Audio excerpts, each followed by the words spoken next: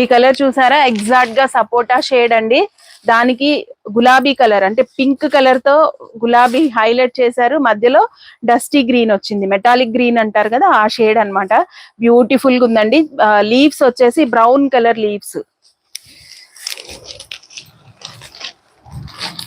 చూడండి శారీ హైలైట్ అయితే ఇలా వస్తుంది మీకు. ఇది బ్లౌజ్ 590 రూపాయలండి. Exclusive collection.